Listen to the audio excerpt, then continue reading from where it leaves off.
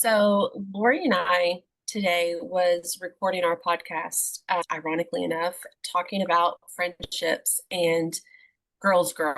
And I got a text message from my daughter saying that Dolly Parton had passed away, which of course Lori and I both grab our phones and we have to Google it and make sure it's true because the internet. And so we wanted to pause real quick and just put something together real quick and I guess I'm still processing it because we both looked at each other and we're like, man, that's really heartbreaking. I felt something about that. I've never met Dolly Parton.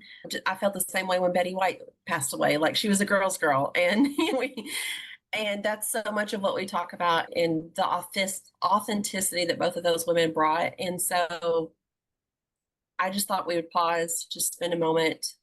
I know both of us growing up in Kentucky and Tennessee, Dolly Parton, Yep. it's Dolly Parton. It's Dolly Parton. That's all you need to say. That's all you can say. And with Betty and Dolly both gone, I don't know who's going to keep the world in line now. I'm at a loss. I don't know. Yeah, I volunteer us, but I don't know if that's going to work. But we can see. We can see. I don't know. I don't know. But so my first talent show that I ever did, I did 9 to 5. No way. Yes. I Yeah. love it. I didn't know that. That's cool. Working 9 to 5. Yes, that's what I did. Awesome. I've always admired Dolly. I've never been like a big country music, obsessed with country music or whatnot, but I've always admired Dolly just because her heart is literally in everything this woman touched. Yeah. And her story of growing up, basically, coal miner's daughter, growing up literally in a shack. If you look at, because it's all been out there, but if you look at where she grew up, and she was very forthcoming about the most beautiful woman in town was this blonde in this coal mining town, and she wanted to be the blonde, and she dyed her hair and eventually started wearing wigs and things like that because she thought it was the most beautiful thing in the world. Now, little did she know when she was growing up that this was like the town prostitute.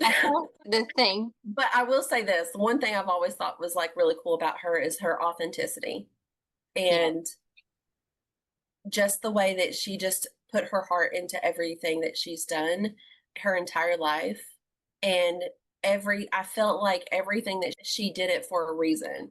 I was listening to a podcast. You may not know this, but we're going to be talking to Nikki Burdine soon. So I was actually watching an old podcast that she was a guest on, and she was interviewing Gretchen Wilson, and Gretchen Wilson was talking about how she did a Dolly Parton song and that it was just a connection like none other. And I think Dolly had that with a lot of people. Yeah. Just through her music, through how she shared so openly about her life and everything, and how it has impacted so many people. And I just I cannot articulate enough how I've just always admired, like she was who she was.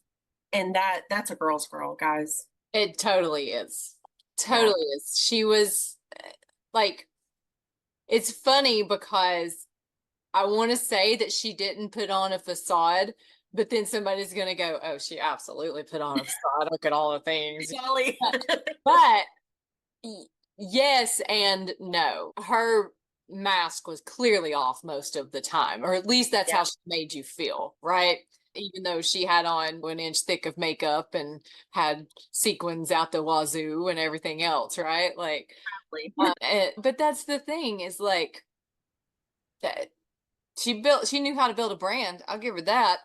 Like, she knew how to build a brand and she did it well.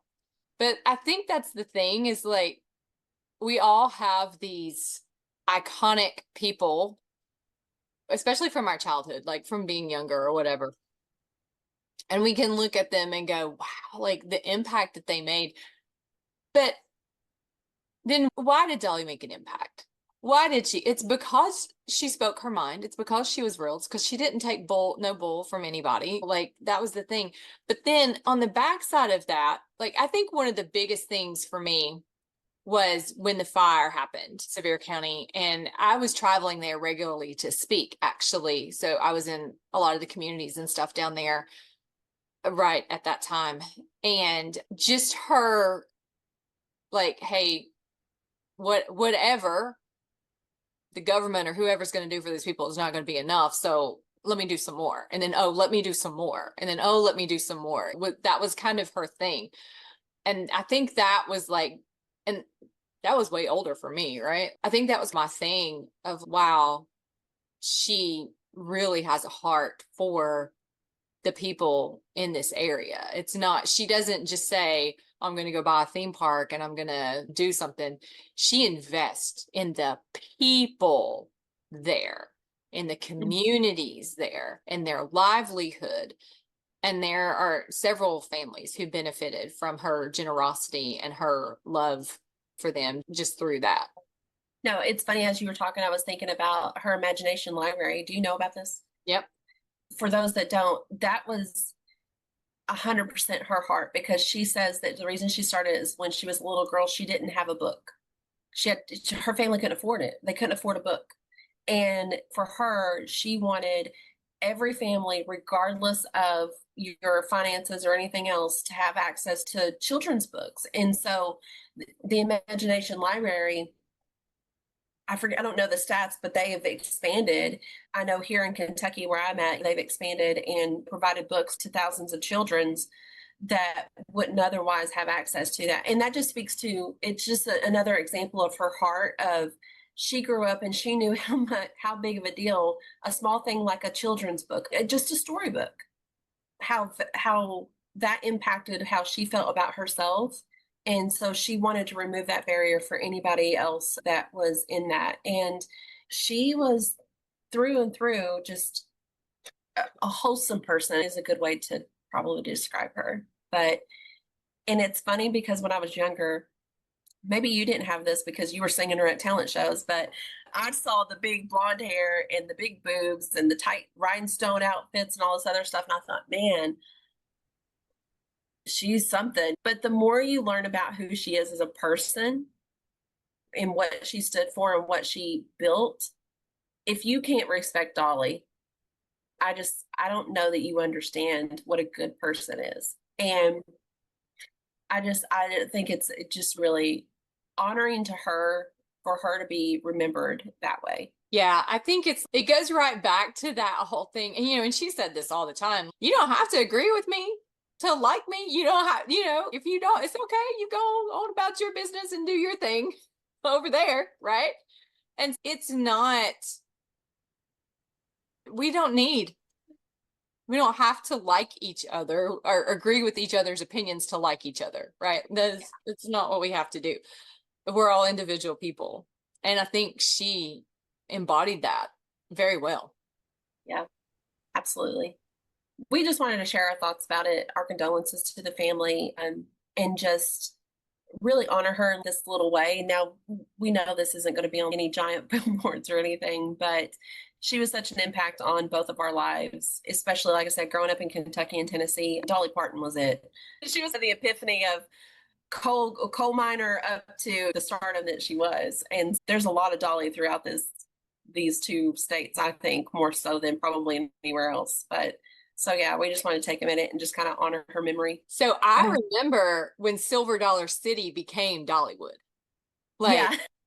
that, I grew up going to Silver Dollar City, and I remember when Silver Dollar City became Dollywood, and I was like, oh, this is going to be a fun place, right? Yeah. And so it's crazy to me to see she was a very smart businesswoman. The legacy that she left, and just the money she made off of I Will Always Love You alone. Come on. She knew how to do it and get it done. And that's to go from living in the shack, small town, struggling family to that. You always like the rags to riches stories. Yeah, And she did it in the most fabulous way possible. absolutely. I think we all ran around at some point trying to have sequins and big hair and whatever else singing, but no, we didn't. That was just you. maybe that was just me. I don't know. But, trying to think like what kind of trying to honor a legacy that she's leaving and trying to think through something like this happens. And I'm always like, how would I be remembered? Yeah. Yeah. What have I done with my life? I don't know how I'd be remembered. But, you know, the love and passion that she had to just serve other people is huge. Yeah. Yeah. You should sing a chorus of I Will Always Love You or something. Ugh. No. Bye. Bye.